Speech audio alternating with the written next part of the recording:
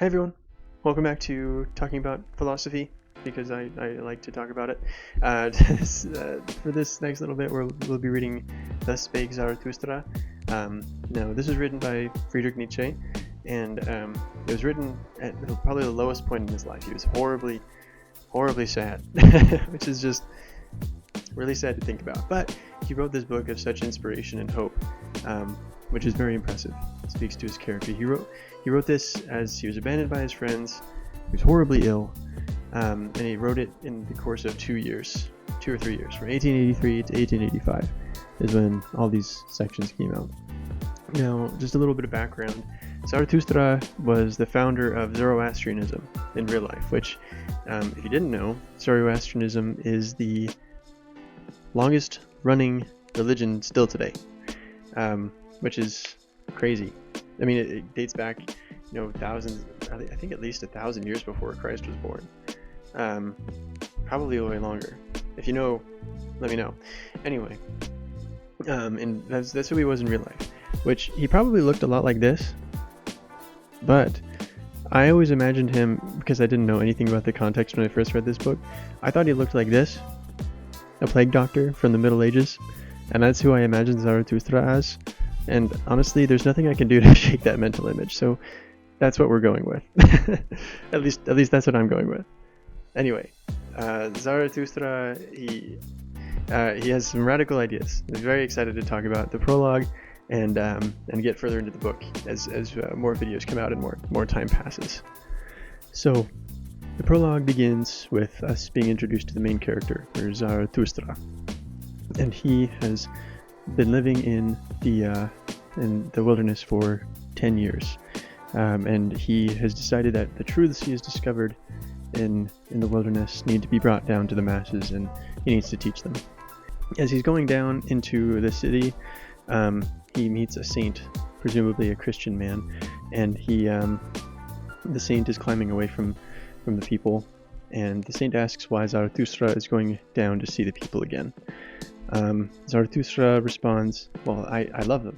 I love mankind, and they need this truth that I'm going to impart to them. And then the saint kind of responds and says, hey, that's kind of crazy. I've suffered, I've run away because these people are crazy. They're too imperfect. The only being I can be with is God because he's perfect, and these people they're too much. I can't do it. So don't go. Zarathustra says, no, but I'm bringing gifts to them. I'm bringing knowledge, bringing peace. And the saint looks back and says, give them nothing. If thou wilt give unto them, give them no more than alms, and let them also beg for it. And as they part ways, Zarathustra is just kind of giggling to himself, because that's an odd exchange, and he says this, this old saint in the forest hath not yet heard of it, that God is dead. I'll talk more about that in a second. I want to talk first about the exchange between these two. It is truly maddening. So this exchange, in addition to being very odd and obviously symbolic, when you put it in the context of Nietzsche's life of running away from Christianity, running away from people of faith, it kind of shows how he feels about the church of his era, the Christian church of his era, which should be noted is essentially the law. That's what people live. Everything is run through the church. The state runs through the church. There's no separation of that. Not really. Not yet.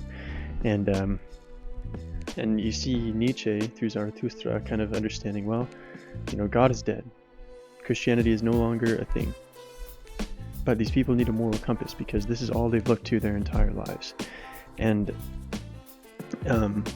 it's also interesting because he's gonna go down and he's gonna talk to the people, and it's he's gonna exclaim, hey, these are values that are actually important. These are values that matter, and you need to be aware of them. And it's really cool because Nietzsche is one who says, belief in and of itself isn't enough. You need to practice. You need to dig deep and find what truth actually is. You can't coast along this Christian existence. That's not okay. And he's going down. He's going to preach things that we'll talk about in subsequent videos as we get into it, like eternal recurrence or the Übermensch, stuff like that. But I just wanted to talk a bit about this attitude that Nietzsche has, and I'm sure a lot of people have, about Christianity at large. So as I was saying, this exchange really frustrates me with this saint, this Christian man. It really bothers me. The idea that, people have this idea, and I'm sure people have had a legitimate experience with this, it's not unfounded, that, if Christians don't believe that you're not part of their creed, you're not part of their sect, and you're not interested in joining them, then it doesn't matter. Conversion is the only thing that matters, otherwise why am I talking to you? And I'm sure people have been burned by that, and I think that's awful, because it's not at all what Christ taught. Having read the New Testament, Book of Mormon, even the Old Testament, that's just not how things operate, and I understand why people get upset about that kind of thing. The overall point, though, isn't for people of faith to do better, though we should, right? But it's really for anyone who doesn't think that they should be serving people. It's a very this saint portrays a very egocentric kind of thought. I've done what I can. I'm running away. This is ridiculous. Not realizing that this saint is probably of better use to humanity and to people he loves by being with them and serving them in the ways that they need, in the ways that only he can provide. And it sounds a little sappy, I know, but we are remarkably special, which is, you shouldn't say that, because you're just special. There's no remarkably about it. You're unique. And even if you're not needed by someone right now in your life at this very moment, you will be. And the talents that you have and everything that you have in your heart is important. And I really promise you that. So unlike this saint, we can't just turn away from those who need us. Who, if we have some kind of truth or some kind of guidance to give to others, whether it be children, coworkers, that kind of thing, you can't just run away. You need to be who you are and be unapologetic about that. You need to not judge people, but love them and accept those around you.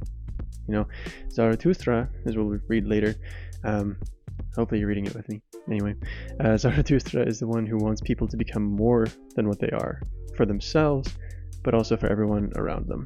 Now, it's really important to know that you can't be everything for everyone at all times. That's not how the world works, and that's not how things work.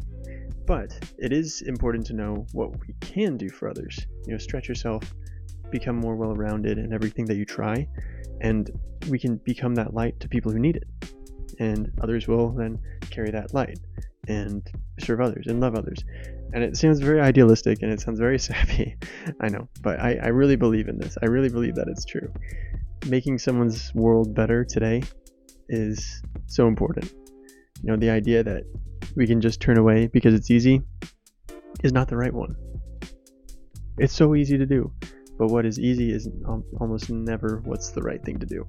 And that is so frustrating. And I hate it.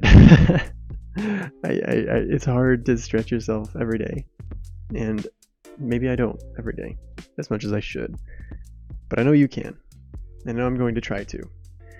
So I invite you to just go out there, love all those around you, serve others around you, be intentional about your actions, really think about what you're doing before you do it and as you do it, and find a way to make people's days brighter. Don't be like that saint who crawls away because things aren't going their way. I think things weren't going his way because he wasn't helping people. He wasn't serving them. He wasn't being there for them. And we can. We don't have to repeat those mistakes. Lead by example, serve, and love everyone around you. That's what Zarathustra wants. And as we'll see in the future book, that's what Nietzsche is really all about, at least in this instance. Anyway, appreciate something I appreciate. Anyway, I'm really excited to read this book, reread it, because from what little I have read, I know it's going to be really exciting. Well, it won't be exciting, but it'll be thought-provoking. It'll be healthy for me to read and understand. And there are a lot of exciting ideas, whatever background you come from. Christian, agnostic, Muslim, Zoroastrian. I don't know. If there are any Zoroastrians watching this, I'd love to know. That would be awesome. anyway, as we all learn from this, we all learn to help people in little but substantial ways. Thank you so much for watching. Really appreciate you doing that. Let me know if you're reading this book as well. I think we'll get so much more out of it if people are sharing their ideas about it, because I miss so much. I can't talk about everything because I don't understand it. I don't understand it all. So if you understand it better than me, or want to talk about a different portion, leave a comment about it. I'm definitely reading those. I'm excited to know what's being talked about. So thank you so much. Let me know, and we'll talk to you later. Bye.